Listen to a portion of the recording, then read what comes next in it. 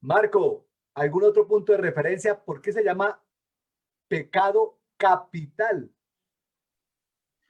Sí, ya lo mencionaba hace rato, lo veo como sinónimo de principal. Ujú. Pecados capitales y pecados principales y que de ahí se derivan en su combinación, no he hecho el ejercicio, en su combinación se derivan otros pecados, ¿no? Sin embargo, me gusta mucho lo que menciona Sergio, creo que da otra perspectiva, ¿no? De capitalismo, y no necesariamente con esta era del capitalismo que vivimos y tenemos, y movemos y consumimos y todo esto, ¿no? Sino que data de mucho más atrás, ¿no? Uh -huh. Me gustó esta acepción. Sí, igualmente, Sergio, me encantó el concepto de capital.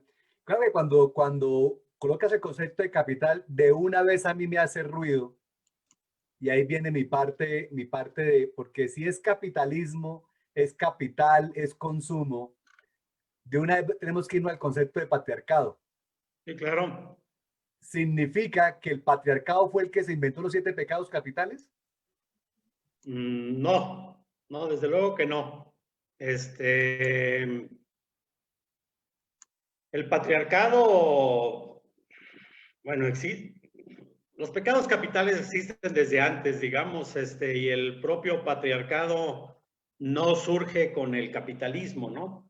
Lo que pasa es que el capitalismo sí es un sistema y un régimen de producción y de concentración de la riqueza que ha favorecido y ha cimentado el tema del patriarcado. Y a mí me parece muy, muy padre esta vinculación que haces, Alexander, porque nos vincula con el tema de este programa, ¿no? De masculinidades, de lo que somos los hombres, ¿no? Y que finalmente uno de los propósitos de este programa es generar una manera diferente de ser hombres, ¿no? Y lo que sí resulta bien interesante es cómo este concepto de los pecados capitales, los 7, ¿sí?, que están relacionados con exceso, reforzado obviamente por el capital, por el capitalismo, se expresan y refuerzan y se entrecruzan, digamos, con una de las características de la masculinidad hegemónica, patriarcal, que es esa, yo lo he comentado aquí, que es uno de los pilares, es la compulsión por el éxito y por el tener, ¿sí? Es decir, es no únicamente la restricción emocional, que es una de las características de la masculinidad hegemónica, sino esa obsesión tremenda que tenemos los hombres por los logros y el éxito. Esta obsesión por logros y éxito, eso sí está presente, ¿sí?, en la expresión de los 7 pecados capitales. Y en ese sentido, los pecados capitales ahora sí que se entrecruzan con el tema del patriarcado. Y esto es lo que resultará muy interesante en este programa, irlo desmenuzando, ¿sí? Por ejemplo, una obsesión por logros y éxito, que es tener a la mujer más bonita, la novia más padre, ¿no?, del colegio. O tener mayor número de conquistas sexuales. O tener a mis hijos en el mejor colegio. O tener la camioneta más lujosa. O tener la casa más grande. Eso que lleva, obviamente, a la lujuria, que lleva a la avaricia, que lleva a la envidia, está presente en las manifestaciones del patriarcado, digamos, ¿no? Como una base que va a sustentar el ejercicio de la masculinidad hegemónica. Y que ese es el sentido, y por eso, gracias, Alexander, por empezar a introducirnos en este tema, es el sentido de que vamos a estar trabajando estos 7 pecados capitales en este programa. Porque la idea es cómo, más allá de la cuestión religiosa o de si somos pecadores o nos vamos a ir al infierno, ¿no?, que eso lo dejamos a un lado, es cómo esa obsesión por los logros y el éxito, características de la masculinidad hegemónica, nos está llevando a excesos que perjudican a otros, ¿sí?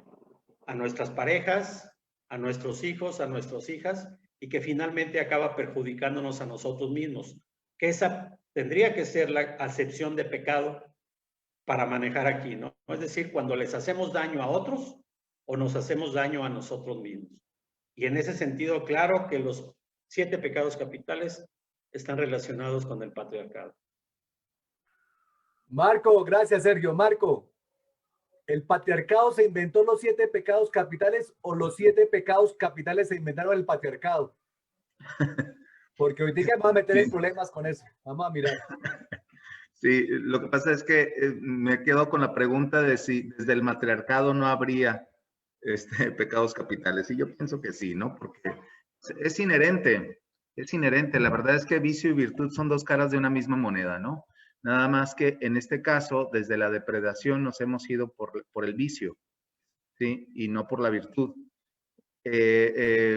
Lo que sí lo veo muy claro es que el patriarcado, ¿sí? Ha arrasado, ¿sí? con un modus vivendi de una manera mucho más natural.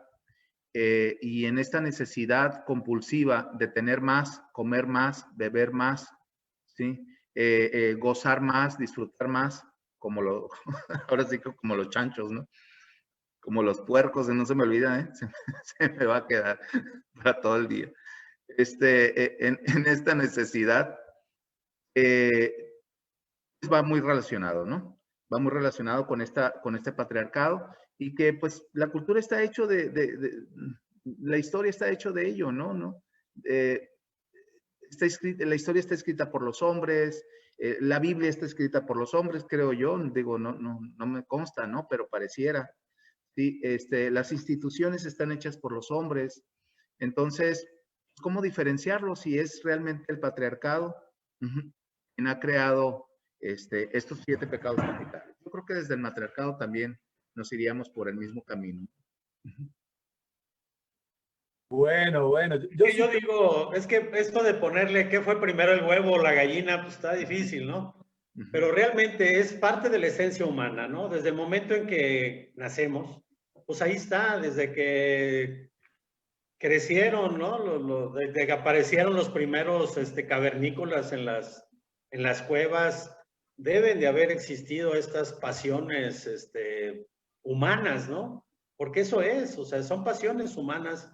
Entonces, desde que surge el hombre, pues surge estas pasiones, ¿no? No se les llamaban de esa manera, obviamente. Como yo decía, como pecado capital, no surge con el cristianismo, ¿no? O sea, no está en la Biblia, eso es después. Porque algún papa, pues vio que había mucho desorden allá en sus tierras y empezó a querer meter miedo, ¿no? Es decir, oigan, pues esto que están haciendo es pecado capital y se van a ir al infierno, ¿no?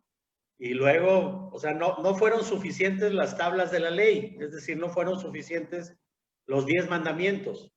Había necesidad de meter una cuestión punitiva, digamos, ¿no? Iba a tener una consecuencia, ¿no? Como purgar una pena, ¿no? Obviamente, como ese concepto de pecado, pues es mucho más reciente, ¿no? Pero en sí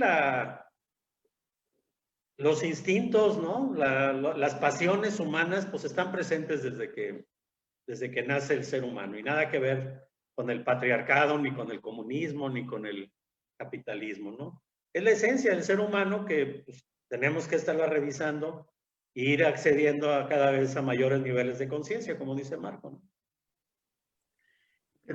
Que considero que ponerle nombre, ¿sí? Ayuda al concepto, ayuda a materializar el concepto para poder pensar y en dado caso frenar, en dado caso corregir.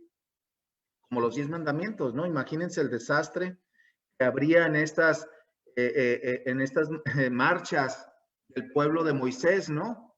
¿Qué desastre habría que Moisés dicen, a ver, necesito ir a meditar y pensar y empezar a diseñar 10 mandamientos que autorregulen, que regulen más bien, o autorregulen al pueblo, así, no desearás la mujer de tu prójimo, no matarás, no robarás, no esto, no lo otro.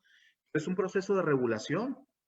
Por eso la religión es importante, ¿sí? Porque la religión ayuda a meter, ¿sí? en cintura, ¿sí?